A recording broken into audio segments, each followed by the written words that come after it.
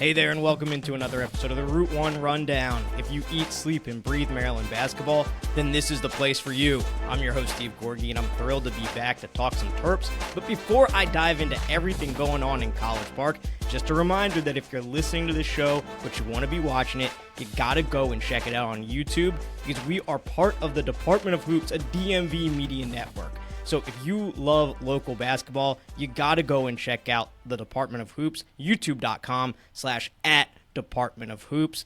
Hit that subscribe button, hit that like button, and make sure you're watching all of the great content that is there. And one of the people who is producing all of that great content, he is the founder and proprietor of the Department of Hoops. He's Matt Modderno, and he's joining us here today to talk a little bit of Terps. Matt, what's going on, man? Steve, great to be here. Thank you for that nice intro, nicer than I deserve. But yeah, if people want more than just this great Terps podcast, feel free to check us out. And there's a lot of good teams here in the DMV right now, so good time to get plugged in on all of them. So you're a local hoops head. You cover it all. You follow it all. You do a great Wizard show. You're talking mid-major hoops. But I want to hear a little bit about your Terps origin story. Like, I think you and I went to Maryland around the same time in the late 2000s there, mid-late 2000s. But did you grow up a Terps fan? Did you start latching on the team when you went to school there? What's your Terps origin story? I'm always curious. Yeah, lifer. My dad went to Maryland, so second generation here, and just had to keep it going. Grew up a Terps fan. Yeah, same years as you, I think, here for the most part. So we got the same ups and downs, I think, and ending with that grievous run through the ACC, was pretty cool there. But I've been a little leaner in the last decade or so since then. A couple bright spots here and there, but hey, we're hanging around, and maybe this is our year. No doubt about it. So before we get into this year's team, do you have a kind of off-the-beaten-path favorite Maryland memory? Like, not the national title. Obviously, that's everybody's favorite memory. How could it not be? But do you have an off-the-beaten-path favorite memory from your years of being a Terps fan?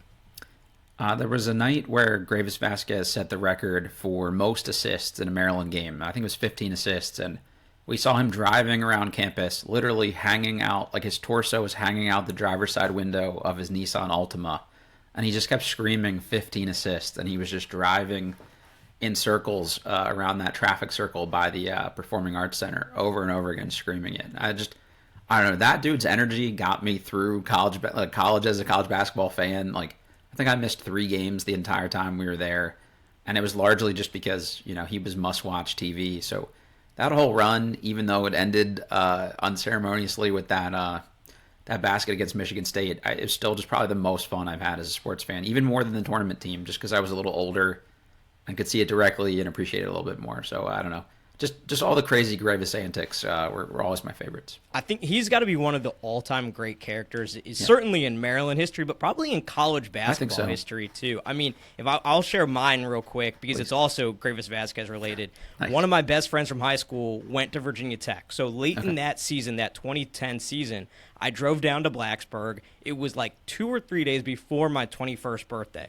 And that was the game, if you remember, a beer truck hit a fire hydrant outside the stadium. The game was delayed like 2-3 hours. There was no running water in the stadium. Like, I don't think, if I remember correctly, I don't think you could go to the bathroom. They brought porta potties in the stadium. but they brought only in like porta a few potties. of them. Okay. Yeah. Yep. So I was down there at that game. I'm behind the basket. That game goes to overtime. I'm with all Virginia Tech fans, and late in overtime, it's apparent the game's going to be over. They go to the free throw line.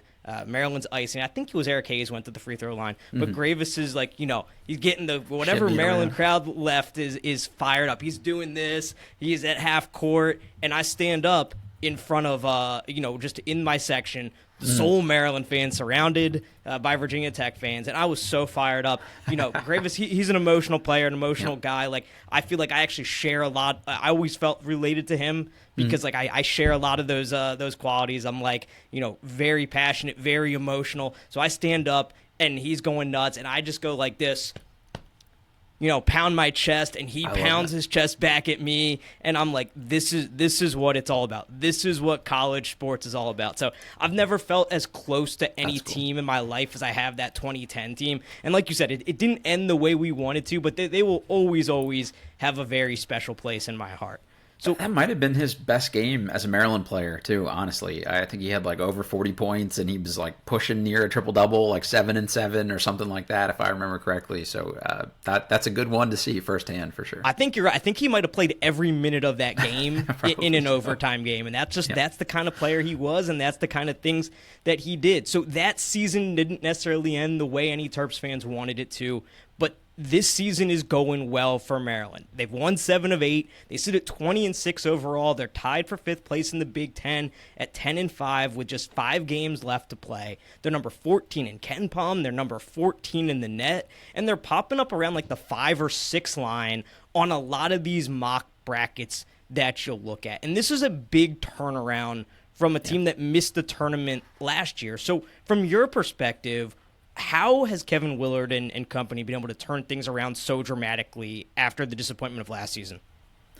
You know, he had this style that worked for him at Seton Hall of just probably not having like the best recruiting hand. It was probably pre-NIL to some degree, so he wasn't really like outbidding anybody anyway. But just from a cachet perspective of those Big East programs, like Seton Hall's kind of at the bottom. So he just had to go out and get like, for lack of a better term or an overused term, but like dogs. And those were the kind of guys he went after. But for him, it was like, this guy could shoot, but he can't do anything else. Or this guy is a freak athlete and can defend, but he can't really score. Like he had too many sort of one-dimensional players. And I think he tried to build this Maryland team in that image and then found out sort of in a crushing way last year that doesn't really work for you. And I definitely think there was some behind-the-scenes chemistry things that were kind of going on there. Maybe too many mouths to feed, or guys that thought they were a mouth to feed, whether they were or weren't. And then this year's team, it's just, there's like a very clear established pecking order. So I think just people kind of fit in place or fall in line a little bit more from a chemistry perspective with this group right off the bat. Like if you ask anyone on the team, each of their favorite teammate is Derek Queen.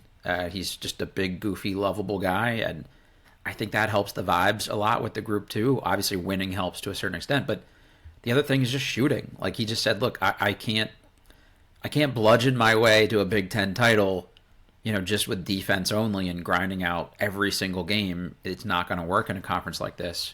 So I can sacrifice a little bit of defense for some offense. And honestly, I think he's just hit on every one of these portal pickups so far. Like Miguel being over 40% from 3, Rice being over 40% from 3. Like the Rice one is a huge find. Gillespie, but honestly, I thought he was making a big mistake by not going out and getting Malik Mack, because that just seemed like a sure thing. And you got to say that one's worked out, to their benefit so far. And Queen, obviously, kind of, you need a big time player like that, an infusion of talent. And then Reese is just taking a jump. So I think really everything's worked out about as well as you could realistically hope. We could be a little selfish and say, oh, I wish DHS took the jump, or, Gapari was more consistent, or whatever the case may be. But I think that's honestly probably just like nitpicking at this point. Like 5 freakish starters like this playing this well is, hey, we'll take it. So you mentioned those 5 starters playing as well as they are, and there's been a lot of discussion in this past week among local media, among national media. Is this one of the best starting 5s in the country? I mean, we can debate that all day long, and I don't know if anybody's gonna have a better starting 5 than Auburn. But this bottom line is that this Maryland starting 5 is very, very good. Now, I view the conversation around the starting 5 a little bit like a Rorschach test, and I always struggle with that word for how you view this Maryland team, because the people that are optimistic about Maryland will say, this is a great starting 5. Look at what they're doing. No starting 5 has had all 5 guys in double digits more. It's Maryland and Kentucky right there at the top. They're the highest scoring starting 5 in the nation. And then if you view the team a little more negatively, you'll say, well, they're not getting enough bench production. This is going to come back to haunt them once they start playing the really elite teams in the Big Ten tournament, in the NCAA tournament. Where do you fall in that conversation? I mean, I think it's a good problem to have ultimately. I'd rather, it's like kind of like the running back question in football. Like if you have 2 or 3 running backs, you don't really have one running back. Like there's a little bit of that, I think, where, if you have so many good guys off the bench, it's like, do you have any like those clear definitive starters? So I'd rather have 5 really good guys and people just plug certain holes as needed. I think the nice thing is when you bring in those guys off the bench, you can kind of go back to last year's like rock fight, slugfest style of play if you need to. Like Jay Young is going to come in and just guard the hell out of people. Kapari, maybe not the best defender they've ever had, but he's good enough and he's maybe just enough of a threat, in transition and things like that. And I think Geronimo's defense has been really underrated. So you add in DHS there, who's serviceable and can kind of do a little bit of each of those things, and has hit a few big shots this year when they've needed him to do it, if not consistent. So it's like there's enough there by the time you get to tournament play. Nobody's playing 9-10 guys in the tournament if they don't want to anyway. I think the problem is you just don't have much margin for error if guys get hurt or things like that. So they need to get lucky. They need to stay healthy. But I don't really think it's a bad problem I don't think it's a problem, essentially. Like, I'd rather have those guys be rock solid like this. That's how I feel, too. And I feel like this is the most well-balanced Maryland offense that we've seen in a really long time, because it felt like, and I talked about this on the last episode I did, during a lot of the Mark Turgeon era, it was very reliant on one lead guard. You had Melo Trimble, you had Anthony Cowan. It was like, if those guys get shut down, I don't know that there's a way to win. No plan B, even though there was some really good talent on some of those teams. NBA talent, Bruno Fernando, Jalen Smith, Aaron Wiggins, Kevin Herter. There were some good players on that team, but it was so reliant on that lead guard. This team feels different. This team feels like, okay, if Jacoby Gillespie isn't having a great night shooting, that's okay. Rodney Rice can pick up the slack a little bit. Selton Miguel can pick up the slack a little bit. We've seen Derek Queen and Julian Reese kind of go back and forth and, yo-yo a little bit in terms of who steps up, who has the big scoring night. Is there a player on this team in this starting five that you think is most critical for Maryland to have success? Is there a guy you look at and say, hey, he has to be on if Maryland wants to get where they want to go? That's such a good question, and it's interesting timing because we're getting ready probably later this week to release our DMV midseason awards. Now at this point it's past the midseason, but we're going to basically in-season awards for this. And I've been asking a couple people around the team, who do you think Maryland's best player is? And I've gotten a couple different answers from people, and that honestly should tell you a lot about the balance that they've had. I think ultimately they go as far as Gillespie takes them, just because the nights where he's been bad, he's been really bad, and the team has struggled because of it. So you can't really survive a terrible night from him against a good team, I don't think. But Rice is the guy to me that has that still sort of untapped potential, maybe next gear that he could still get to. I think Gillespie is largely what you see is what you get at this point. Queen has really ramped it up. You can't probably expect him to go 11 of 14 from the floor every night with a double-double. But Rice is the guy that if Gillespie does struggle, I think he can play make a little bit more than we've gotten to see so far. If somebody's having an off shooting night, I think he could take over and get you a bucket late in the game. That's honestly the main thing I worry about with this team is they do kind of revert to iso ball at the end of these games, and Gillespie is a little smaller. So who's the hand you the ball and get you a bucket guy? I'd like to see it be Rice just because I trust his sort of 3-level scoring skill set a little bit more. So to me, he's the big X factor guy on the team, overall. But you could make a case for any of the 5 of them, honestly. Rodney Rice has been the biggest revelation to me because he's a guy who came to College Park and didn't play college basketball at all last year, right? He enters the transfer portal in October. The year before that at Virginia Tech, he had a few big games, but he struggled with injuries, and I had personally no idea what to expect. I kind of felt like anything you get out of him this year was going to be a bonus because you can't bank on a guy like that, and he's been an absolute revelation. And really in these last 5 games or so, you mentioned that 3-level scoring ability. That was something that even took me by surprise as the season has gone on. At the start of the season, it's okay, we're going to get something from this guy, but he's going to be a great 3-point shooter, right? And that's a valuable skill set for a team that could not shoot the 3-ball last year. But in these last few games here, you've seen it. You've seen him get to the bucket. You've seen that mid-range game.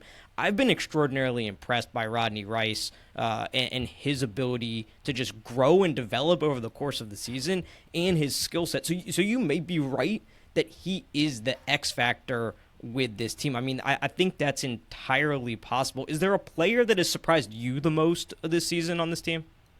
Last thing on Rice, he's a good defender, too. I think an underrated defender, and Willard talked a lot early in the year about, that's where he had the biggest room to grow. And, I had talked to one of his Virginia Tech teammates at the beginning of the season who's playing for another team now too. And he was like, dude, I'm telling you, you're going to love Rodney. Like, he did some stuff to us in practice that you just don't see from that many guys. So I was expecting a pretty big year, but I just didn't think he'd be this complete a player. Like, he can play make, he can score, he can defend. So I think that's been nice.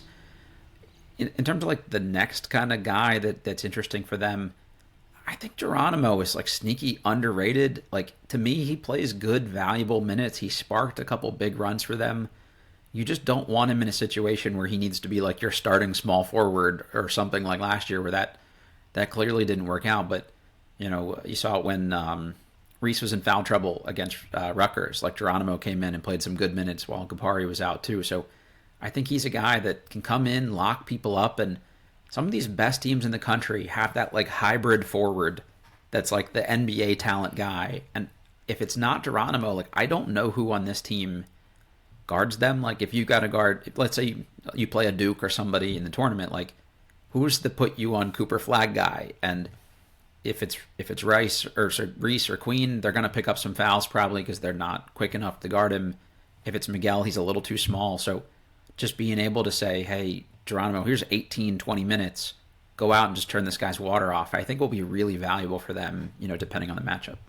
Yeah, and that's my biggest thing with this team. When I think ahead a little bit to who do they not want to play in the tournament? What kind of team might give them a lot of trouble? It's a team to me with that stretch four, with that super athletic stretch five, a small ball team that might give Maryland a little bit of trouble on the defensive end with the two bigs. So I'm right there with you. And I think both between Geronimo and Gafare, do you think which one of those two do you think is better equipped for that role? Is it Geronimo? He's a little more veteran and a little more savvy to me, and I think he's just a little more like physically tough at this point, but he is more limited offensively, whereas Scapari, I think, not shooting like a crazy great percentage on good volume or anything like that, but I do think he is a little bit more defenses have to account for him a little bit more, I think, if he's like wide open in the corner or something like that. So there is a little bit of a trade-off there, but I think either of those guys is nice because you can throw somebody with some size and athleticism at a player like that. And 2 years ago when Maryland was in the tournament, the thing that they struggled with the most against Alabama, I think, was just the difference in length and athleticism. And somebody like a Brandon Miller, like, they had nobody to really competently guard someone like that. Like, Dante Scott couldn't do it. So these guys, I think, have a chance, and they can at least hang athletically with the more, imposing guys in the conference, even though they're not going to score much on the other end. I want to stick with the bigs for a second because I think that's been one of the big stories of the season. Of course, you have Derek Queen coming in as his freshman All-American, and he's lived up to every bit of hype, in my opinion. But a guy who has really been through it all at this point is Julian Reese. I've been on here a lot recently talking about his legacy and how much he's been through over his time at Maryland. And I really think, you hear so many complaints about the transfer portal era and guys leaving. If you don't like what's going on in college basketball right now, then you need to hold up Julian Reese as the guy who is everything right, in your opinion, with college basketball. Because this guy has stuck in College Park through thick and thin, and it's been honestly a pleasure to see him succeed the way that he has this season. Where do you think Julian Reese could end up legacy-wise at the end of this season? I think he might end up being like one of the most underrated Terps of all time, because when you look at that career kind of like stacked up against people on paper, it's going to look a lot better from like a statistical standpoint than maybe people realize. And in an era where that's harder to do, like, look at some of the guys you'll probably ultimately compare him with. Like, those guys didn't really have those options. They were better players. They weren't going to go, sit out a couple years. And you look at other, like, the good power forwards from, like, our era, like the Travis Garrison, Kenny Abekwe, James Gist crew of people. Like, Reese is going to have better numbers than all of them. And if this team makes a tournament run, I think that really helps the way he's remembered after the fact. But he was here for the Turgeon mess that last year. The fact that he hung around after that, by all accounts, he's taking a pay cut to stay at home.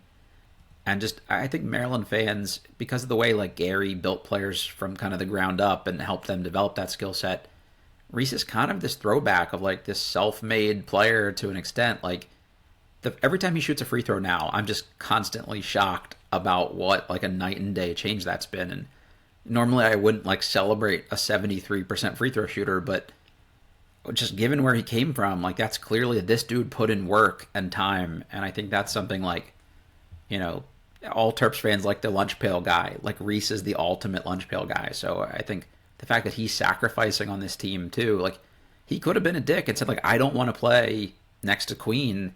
I don't want to sacrifice my numbers. I want to be a 20 and 10 guy, but you know, he's okay being a 13 and 7 guy or whatever the case may be. And I think that alone should just kind of get him a lot of respect from the fan base longer term.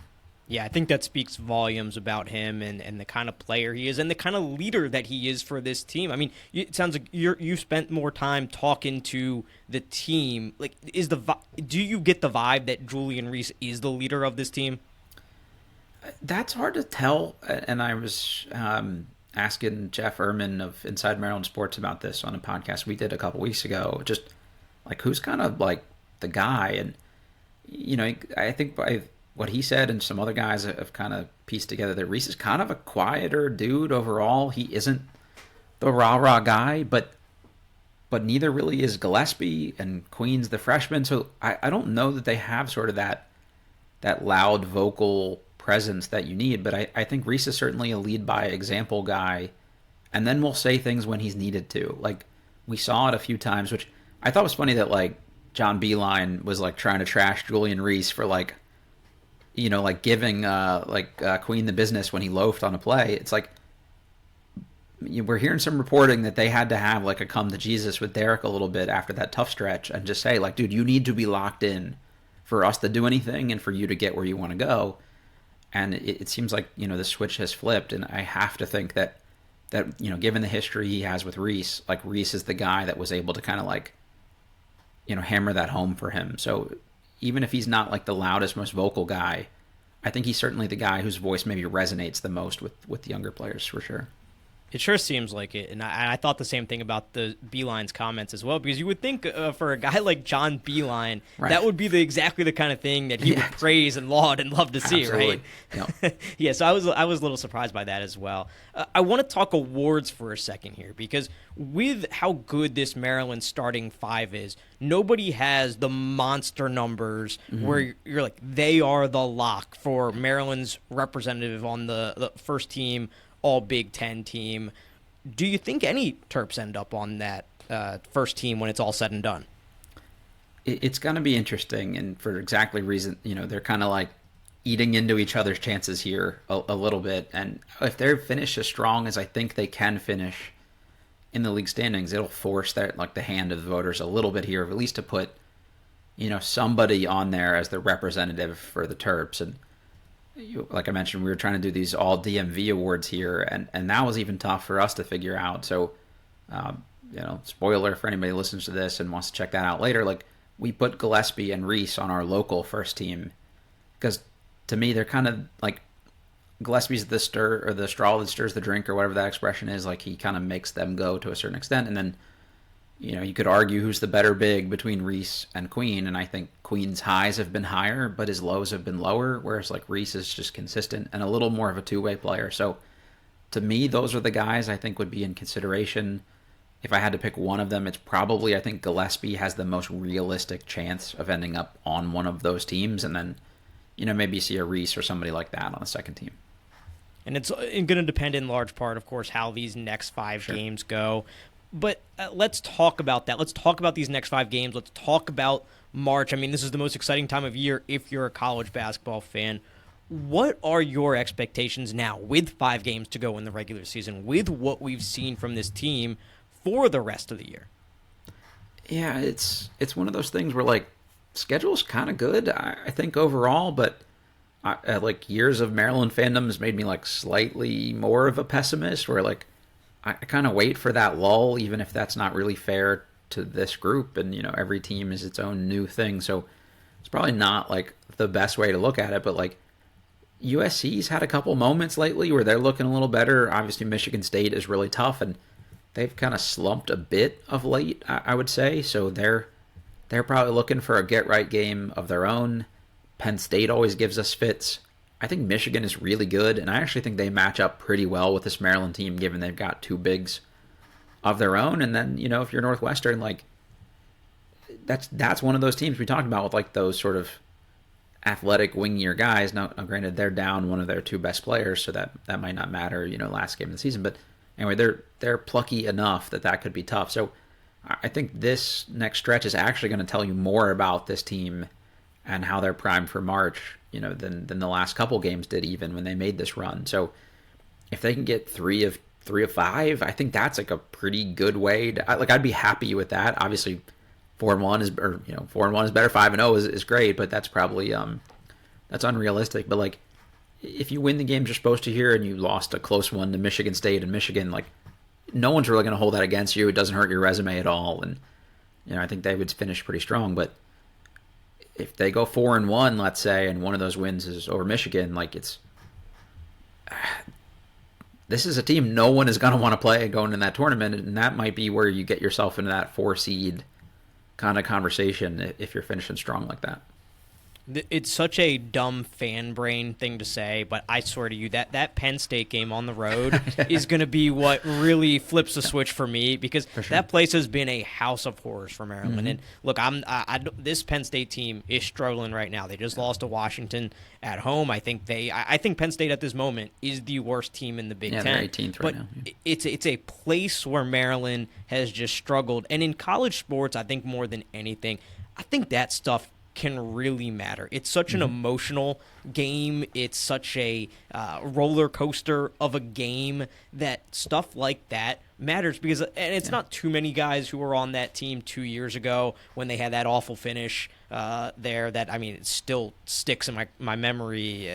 What was it? A putback with under a second to go or a few seconds left, something along those lines. That was the year that the Big Ten, basically everybody from like second to 10th had more or less the same record, and Maryland blew a pretty big opportunity with that game. So it's been a house of horrors for Maryland. So that's a game that I'm really looking to say, look, I know hopefully Xfinity Center can get crazy. This team can get up for a big game against Michigan State next Wednesday night, but then you go on the road to Penn State, a sleepy Happy Valley, on a Saturday afternoon, and win in a place that's really haunted you? That's going to be a big one for me, and one that I have my eyes on. Yeah, the Ace Baldwin kind of get-right game against his local team. Like, he's a DMV guy, and they definitely had conversations with him about him coming in potentially this year, and ultimately wanted to go with somebody that's, more of a shooter like Gillespie. And are there any hurt feelings from a guy like Baldwin or something like that? Like, he's been, kind of like relegated to somewhere like Penn State. Like, he's still a good player, and he's not shooting the ball well this year. But on like our Wizards show, we always talk about like who are the Wizards killers that have like career games against them out of nowhere. Like, Ace Baldwin's shooting 37% from the field this year, but every one of us wouldn't be shocked to see him have like a 4 for 6 from 3 kind of game, and just kind of get them over the hump. So they're just dangerous enough. They're well coached. They play kind of a weird style compared to some of these other Big Ten teams. So yeah, I'm with you. Like, it's not like a no-brainer win, just kind of given the history there. Back to big picture a little bit for a second, as it relates to the end of the season and the tournament. How important do you think it is that Maryland capitalize off this season, off this team, from a program building perspective? Because college basketball is now so much a year-to-year proposition, right? You see it with this Maryland team, but it's not really unique. These teams are turning over so much year over year. How important is it for Kevin Willard and what he's trying to build in College Park that they do go on a run? Because there's no guarantees for next year. You're going to lose Julian Reese for sure. Derek Queen is all but gone, and you never know with the rest of the roster. So how important is this year for him? It doesn't look like any of the young players currently on this roster are going to blossom into like impact players necessarily. Like, I think DHS, if he sticks around next year, is still probably a nice complementary piece. And I think we've liked the moments from somebody like Malachi Palmer. We don't know what you get in a Braden Pierce if he sticks around and come back healthy. And they only really have one recruit coming in Chris Jeffrey. and I've seen him a bunch. He's a very good player, but he's not like a take the world by storm freshman kind of player. So they're gonna have to retool through the portal, and now with revenue sharing kicking in, Maryland supposedly will have about $4 million that they're putting toward the basketball program. But all these other Big Ten schools that really want to win, like the Ohio States of the world that have football money and things like that too, they're going to get NIL on top of it. So you need to convince boosters that, hey, just because they're getting paid now, doesn't mean that you can stop cutting NIL checks. And they need to have people that are exciting enough for those guys to want to go above and beyond. Are there things you can convince, Under Armour to open the checkbook for, like the way they did with the Derek Queen? So you need a run here this year to kind of capitalize on that and have that momentum. And, if you have a rough end of the year here and kind of fizzle out in the first round or something like that, that might make for a really tough offseason for Kevin Willard. And, and now he's done a better job at talent evaluation, but you want him to have like all the options out there he can choose from. And he's not going to be able to steal a budget guy like Rice or Gillespie, from a Belmont, kind of school that's, oh, surprise, he's an all Big Ten caliber player every year. So you want him to have every option available to him, and that requires money and fan interest to do it. And also just, I don't know, you've been there when that building is rocking. It's just more fun for everybody involved. That's the better way to start getting some big-time recruits, and they're going to have a lot of like big-name guys in the building. You've got Kid Baba Lodatoon that's playing at Blake High School that's a top 3 recruit in the country in the sophomore class, and he's at a lot of Maryland games. The dad's a Maryland fan. Like, you want that place to be rocking for people like that to build those sort of connections and relationships, and that's how you start to build momentum behind a program, I think, is just capitalizing on these kind of years. So this is huge. This might be the most important season he'll have as a Maryland head coach. Wow. A lot of pressure on these last 5 games and then what's to come after that. But it's good pressure. It's fun pressure. You mentioned the building. I can't let you get out of here without talking about this a little bit because this has become a big story over the past couple of weeks. There's been what feels like a lack of excitement around this team. And sometimes I don't feel it because I'm in this bubble where I'm living and breathing it every day, right? But I'm there, and it is disappointing at times to see this past week against Iowa on a Sunday afternoon, the student section not completely full. And that's not to, give the rest of the paying public a break because the rest of that stadium wasn't exactly full either. Looking at some of the ticket prices for the Michigan State game, it looks like that's going to be a great crowd, but you can still get tickets for $8 against USC at the moment, and that game's on Thursday night. What will it take to really get Maryland basketball back to the point it was in the local hoop scene, do you think? Consistent winning. I think everybody here likes a winner, but it's a fool me once, fool me twice kind of approach to it. Of like last year, myself included, I got really hyped about that season. I went down to Asheville to watch that opening tournament. To see them lose against Davidson and UAB like deflated me for a good portion of the rest of the year here. So I kind of went into this year a little more like guarded or cautiously optimistic than I even would have liked. And now like I'm on board, but like you've got to get the more casual person than that to like really fully convert. And I think if they can kind of keep doing what they're doing, that becomes easier to do. But you're in this area, you've got an arena that's bigger than you probably need. So the days of them filling that out with TVs the way they are and other stuff to do here in the DMV, like it's just a tough sell. The weather might be a little wonky later this week. It's cold out. Like, the Rutgers game I was at, it was kind of like meh, but it's also Super Bowl weekend and things like that too. So it's just, they've gotten a little unlucky with some of the timing and the things they've gone up against. The Commanders being better this year kind of took a little attention away from some of what they were doing. So just stay good, be consistently good, do it for a couple years in a row. Like if they make the next 3 tournaments, it's going to be hard for people to ignore, what he's turned this program into. No doubt. Matt, I'll get you out of here with this. Maryland does play USC on Thursday night. USC has a really good player in Desmond Claude. He's a guy who can absolutely go off. He's great at getting to the rim, getting to the line. He has a mid-range game to go with it. He can pass the ball. Is it as simple as if you stop Desmond Claude, you win that game on Thursday night? I don't know if it's quite as simple as that because just nothing is ever that simple. I feel like for Maryland, even in prosperous times, but it would definitely go a long way. And it's just like you said, keep him out of the paint essentially too. He's kind of been their like de facto playmaker for a lot of the season. Like they've got another good guy in St. Thomas that's kind of filling up the stat sheet a lot here too. But Claude I think makes a lot of what they do work, and he doesn't take a lot of threes. He shoots a decent enough percentage, but it's really like he wants to be in that mid range and in range. So it's who's the right guy to match up with him. I would imagine they're going to throw a couple different bodies at him.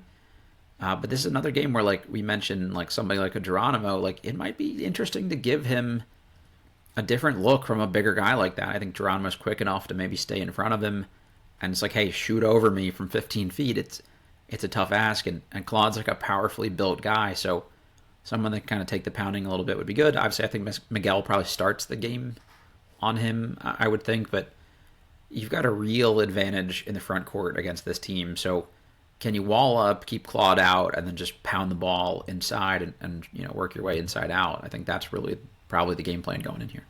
Look, I'm never somebody who will take an Eric Musselman team lightly in February or March. They've won some big games this year. They've beaten Illinois on the road, and then they've lost some weird games this year, just losing to Minnesota at home just a few days ago. But look, Eric Musselman, late in the season, I am never going to doubt that man. I'm a big fan of his, and I am not going to be taking USC lightly later this week. Matt, it was a pleasure. It was great having you on the show. Everybody out there, make sure you go check out Matt and all of his great coverage all across the Department of Hoops, Wizards, Terps, mid-major local basketball. He is covering it all, and we are so proud and happy to be part of the Department of Hoops YouTube channel. Matt, thanks so much for the time. Yeah, Steve, thanks for doing this, man. Keep up the great work. This is my go-to Terps podcast, so I tell everybody out there that's a Terps fan that I know to make sure they're checking it out. I love it. Love to hear it, and I'll be covering the team the rest of the season as far as they go. Hopefully, it is a long, long way. Terps have USC on Thursday night. I will be back later this week to react to that game. Until next time, this has been the Route 1 Rundown.